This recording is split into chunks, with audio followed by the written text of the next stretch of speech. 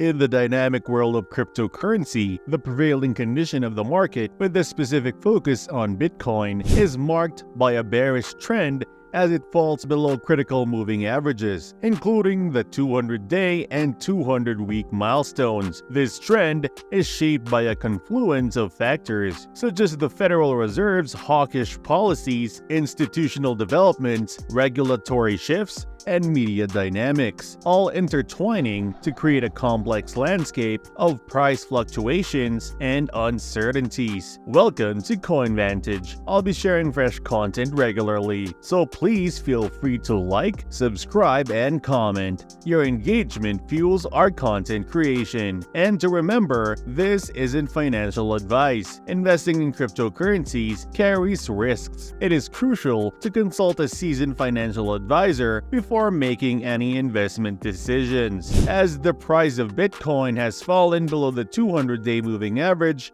the market is currently in a bearish trend. During market upswings, Bitcoin has historically traded above the 200-day moving average, or the MA, whereas during the market downturns, it has traded below the MA. When the price falls below this moving average, particularly when a rejection is also confirmed, a bearish trend is indicated. When the price breaks out above the moving average, on the other hand, it indicates a bullish price trend. The current price below is the 200-day moving average. Looking at the weekly chart, it is also clear that Bitcoin's price has dropped below the 200-week moving average. This drop can be attributed in a large part to the dissemination of the Federal Reserve's, or the Fed's, minutes. These minutes have shown that the majority opinion at recent Fed meetings was hawkish. A further tightening of monetary policy may be required, as these individuals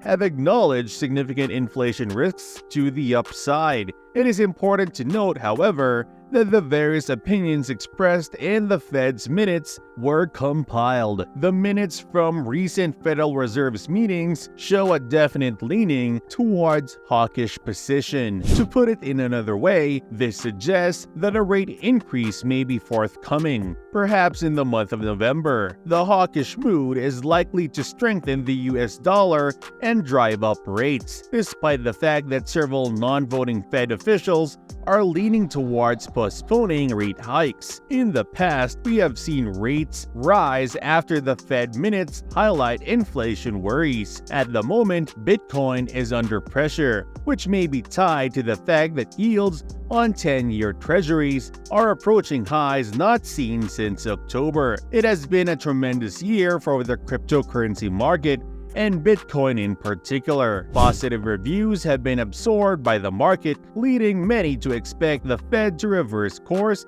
and begin cutting interest rates. However, worries have been raised about the effect of Japan's rate hikes on the international bond market. Because of this, risk assess are under pressure, and investors may not feel secure again until the bond market calms down. The current decline in Bitcoin's price may be explained by the growing danger of steadily rising rates until issues develop. Following the release of the Fed minutes, market expectations for rate rises jumped to 39%, a 4-week high. Despite recent optimism and rising Bitcoin usage, competing with the Federal Reserve's power remains difficult. There are two major elements that affect the Bitcoin price. To start, adoption is a major factor. The more people who use Bitcoin and learn about it, the higher its value could rise. Larry Fink's backing of an exchange-traded fund, or an ETF, is an example of how endorsement can increase ETF usage. For a second, Federal Reserve actions have significant impact. The Federal Reserve's loose monetary policies triggered the Bitcoin price increase from $6,000 to $69,000. It is also affected by the Federal Reserve's plan to reduce inflation. The price dynamics are influenced in part by Chairman Powell's hawkish approach, which has caused former President Trump to consider leadership changes. Because of their potential impact on inflation and economic growth, Powell's interest rate decisions carry a great deal of weight. This gets us to the central unpopular argument for Bitcoin's recent fall. The argument, though, is that Bitcoin needed this drop, and that this isn't likely just the start of a broader trend. BlackRock's announcement of a spot Bitcoin ETF, the approaching halving of Bitcoin supply in 2024, discussion sparked by the Litecoin halving, and Ripple's historic victory in its legal battle against the SEC have all contributed to a remarkable increase in interest in cryptocurrencies over the past 60 days. All of these occurrences took place within a span of 60 days and were met with intense media action. These shifts had significant long bullish ramifications,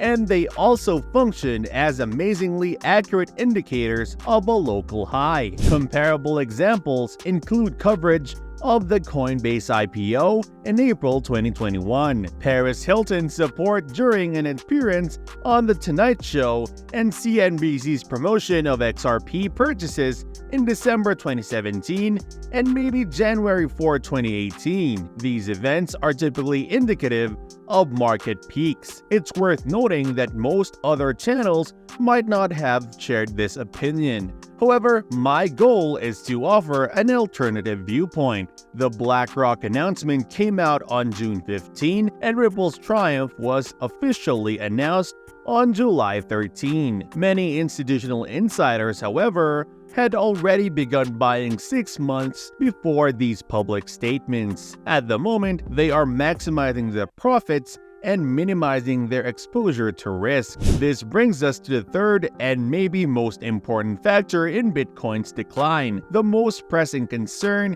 is whether Bitcoin will drop back to $20,000 or considerably lower. To answer your question, here is a rundown of the most up-to-date happenings in the world of altcoins. In the Ripple case, the SEC has formally filed an application for lead to file an interlocutory appeal. The SEC has taken this step to further emphasize belief that XRP and all related accounts should be categorized as securities. They plan to challenge this decision in court. Recent noteworthy events in the cryptocurrency industry suggest that Grayscale may be granted clearance for its ETF on Friday the 18th in the United States. Grayscale's case is unique among Bitcoin ETF applicants because it depends on a judge's forthcoming decision in their lawsuit against the SEC. It is expected that the SEC will speed up approvals for ETFs from BlackRock, Invesco, and others should the judge decide in favor for Grayscale. The excitement level has risen as a result of all this waiting. It cannot stress enough that the rising interest rates put a heavier burden on assets, but there has been no final decision made as of yet. If Grayscale gives its stamp of approval, investors may be tempted to short Bitcoin and buy GBTC instead. Reduced GBTC discount indicates rising demand for GBTC as Bitcoin's spot price falls. This tactic is most likely put into action to take advantage of the arbitrage possibilities. Given that it now sells Bitcoin at a 25% discount, it is crucial for the GBTC discount to restore to a premium level now in order to attract traditional investors. The current state of the cryptocurrency market, particularly Bitcoin, is marked by a bearish trend as it falls below the 200-day and 200-week moving averages. This decline can be attributed in part to the hawkish sentiment expressed in the Federal Reserve's minutes hinting at potential interest rate hikes and a tightening monetary policy due to looming inflation risks. The confluence of factors such as institutional moves, regulatory developments, and media attention has created a scenario where the recent drop in Bitcoin's price might signify the beginning of a broader downward trend. The uncertainty surrounding Bitcoin's future trajectory is further amplified by the pending decisions on cryptocurrency ETFs, potential market manipulation, and the impact of trading volume shortages. As the market grapples with these multifaceted dynamics, investors are cautioned against falling victim to fraudulent schemes and misinformation that can exacerbate price movements. Amidst these complex landscapes, the trajectory of Bitcoin's value remains subject to a delicate balance between adoption, macroeconomic factors, regulatory decisions, and market sentiment. If you enjoyed this video, make sure to give us a like and subscribe, and we will catch you in the next one.